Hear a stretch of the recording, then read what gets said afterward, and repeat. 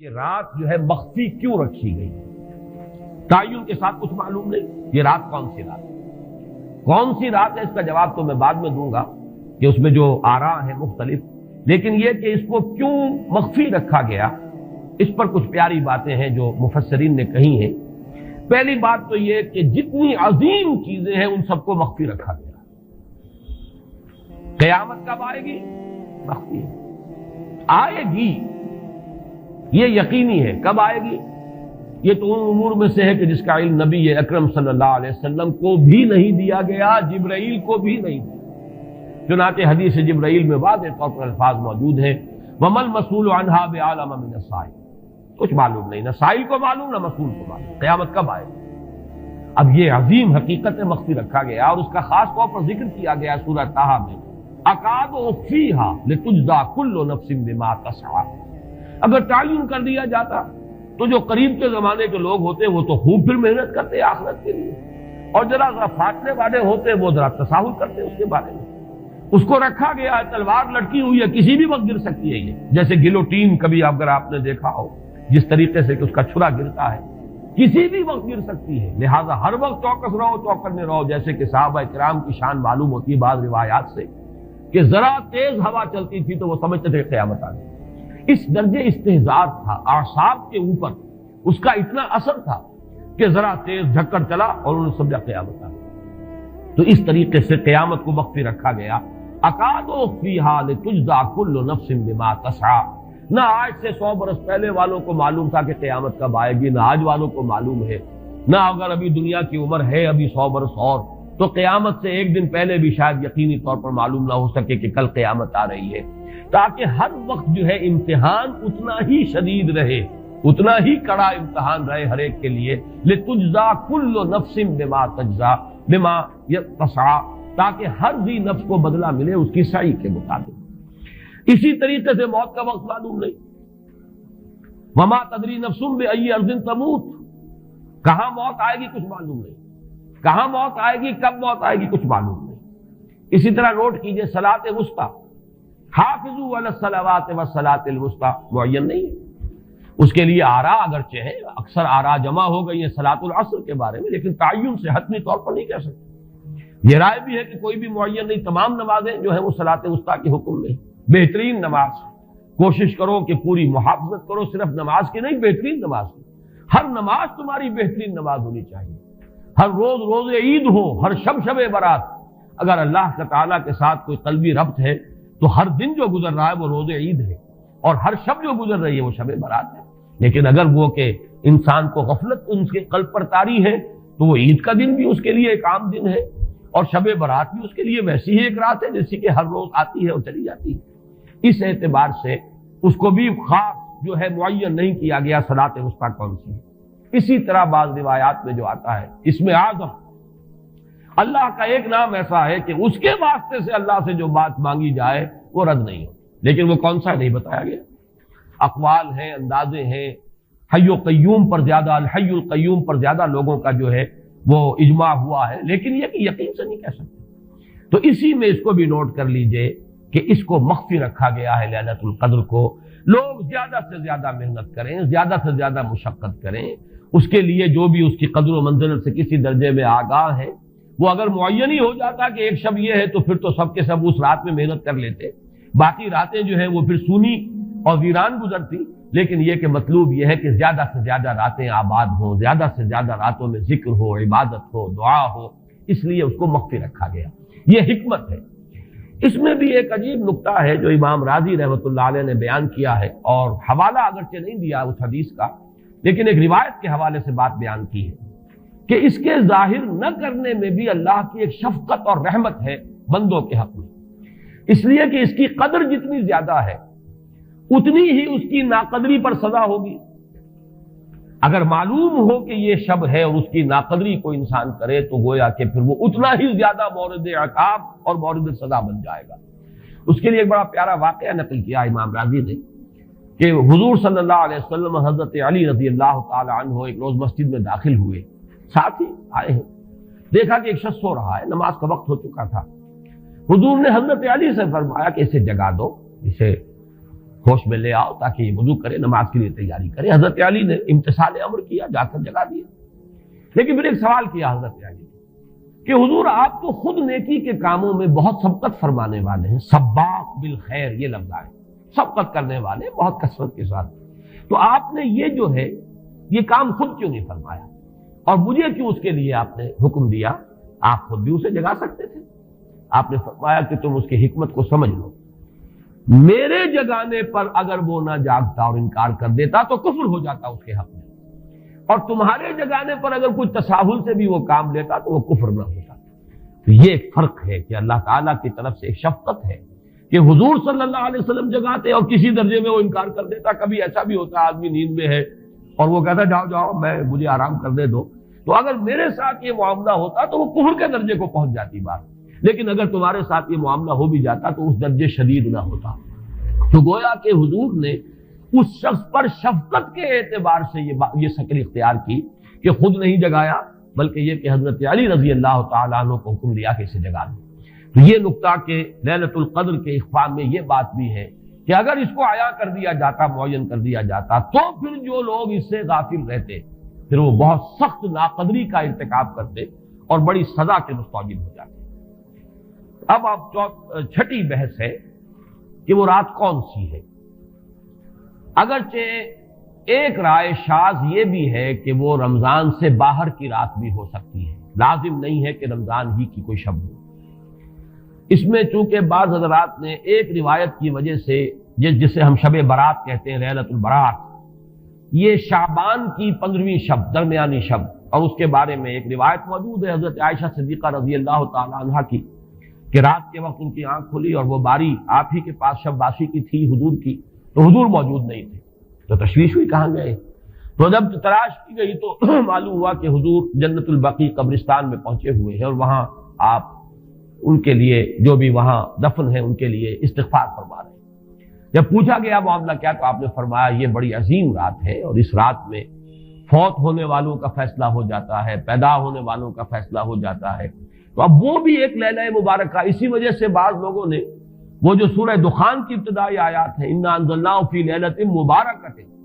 اس کو محمول کیا ہے اسی رات پر کہ جس کو ہم شب برات کہتے ہیں اپنی عام اصطلاح میں، لیلۃ البرات اسے عربی میں کہا جاتا ہے۔ برات کے معنی کسی کا چھٹکارا پا لینا۔ یہ شب برات جو ہے وہ برات شادی والی برات نہیں ہے،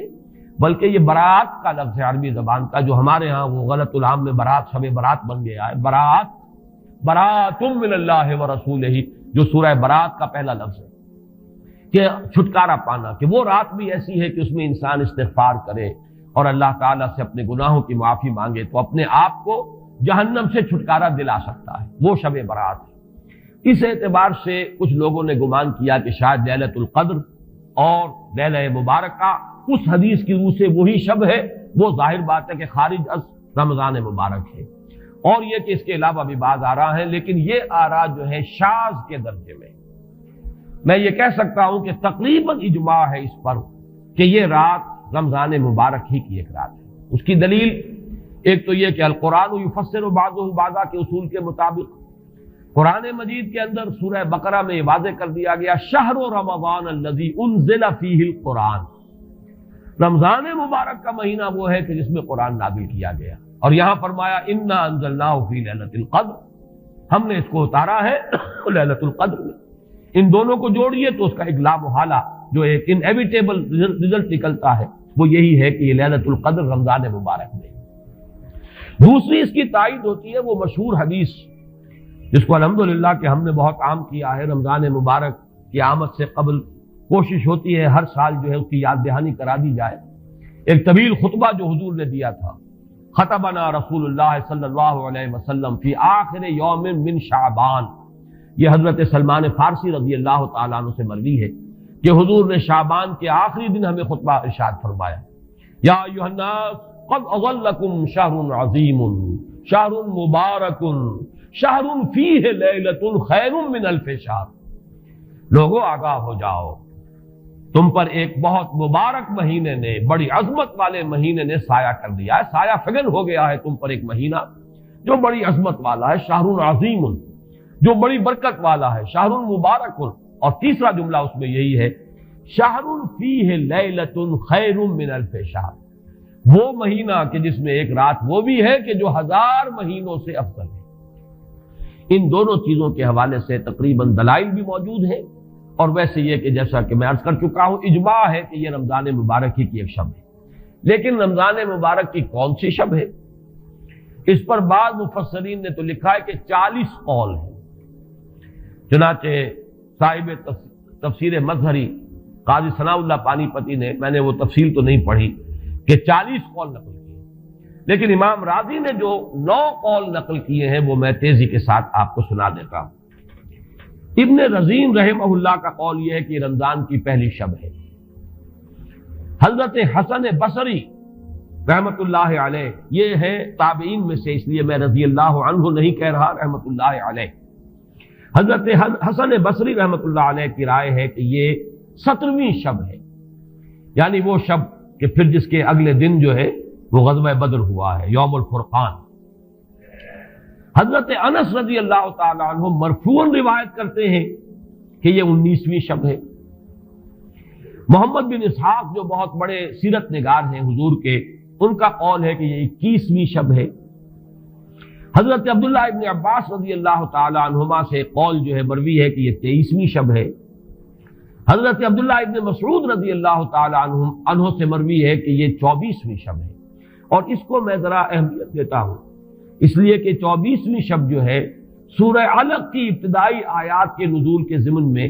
کچھ حساب کتاب کے جوڑنے سے 24ویں اور 25ویں شب کا بھی معاملہ جڑتا ہے، جو کہ میں نے آپ کو سورہ علق کے درس کے دوران بتایا تھا۔ اس کے بعد حضرت ابو ذر غفاری رضی اللہ تعالیٰ عنہ کا قول ہے کہ یہ 25ویں شب ہے۔ اس کے بعد حضرت ابی ابن کعب رضی اللہ تعالیٰ عنہ کا قول ہے، یہ وہ ہے جن کو کہ حضور نے خود فرمایا کہ اقرأہم ابی ابن کعب، قرآن مجید کے سب سے بڑے قاری حضرت ابی ابن کعب ہیں رضی اللہ تعالیٰ عنہ، اور ان کے بھی سینے پر آپ نے تھپکی دی تھی کہ ایک سوال کیا آپ نے کہ سب سے عظیم سورت کون سی ہے، اور جب انہوں نے صحیح جواب دے دیا سورہ فاتحہ، تو پھر یہ کہ اس پر حضور نے تھپکی دی کہ تمہیں اللہ تعالیٰ نے بہت صحیح مناسبت عطا کی ہے علم کے ساتھ۔ ان کی اور صحابہ میں سے بہت سے لوگوں کی رائے، یہاں تک کہ یہ کہا جا سکتا ہے کہ بقیہ اقوال جو ہیں وہ شاذ کے درجے میں ہیں، اور یہ گویا کہ اگر اجماع نہ کہا جائے تو بہت حد تک اتفاق کے درجے میں ہے کہ یہ 27ویں شب ہے۔ اور اس 27ویں شب کے ضمن میں حضرت عبداللہ ابن عباس سے ایک روایت میں پہلے آپ کو بتا چکا ہوں کہ 23ویں شب، لیکن 27ویں شب کے ضمن میں جو مختلف روایات حضرت عبداللہ ابن عباس رضی اللہ تعالی عنہما سے مروی ہیں، ان میں بھی کچھ لطیف نکات ہیں، وہ میں بعد میں بیان کروں گا۔ اس کے بعد ایک شاذ قول اور بھی ہے کہ یہ 29ویں شب ہے۔ تو یہ گویا کہ 9 ہے اقوال، جن میں سے بعض جلیل القدر صحابہ کے ہیں، عبداللہ ابن مسعود، ابو ذر غفاری، ابن عباس، ابی ابن کعب، لیکن یہ ہے کہ سب سے زیادہ جو اتفاق اگر اجماع نہ کہا جائے تو 27ویں شب پر ہے۔ اس 27ویں شب کے بارے میں حضرت عبداللہ ابن عباس نے 3 نکتے بیان کیے۔ ایک نکتہ تو یہ ہے کہ یہ پوری سورہ مبارکہ جو ہے سورۃ القدر، اس میں 30 الفاظ ہیں، اور ان 30 الفاظ میں سے 27واں لفظ ہے ہیا حتی مطلع الفجر، یہ 27واں ہے۔ اس کے اعتبار سے گویا کہ انہوں نے ایک ربط قائم کیا ہے کہ یہ 27ویں شب ہے۔ ایک بات انہوں نے یہ کہی ہے کہ اللہ تعالیٰ کو وطر محبوب ہے، اللہ وطر و یحب الوطر، اللہ خود بھی اکیلا ہے اور وطر کو پسند کرتا ہے۔ پھر یہ کہ وطر جو ہے اب رمضان مبارک کے اندر اگر وہ وطر شمار کیے جائیں گے تو 14-15 وطر بن جائیں گے،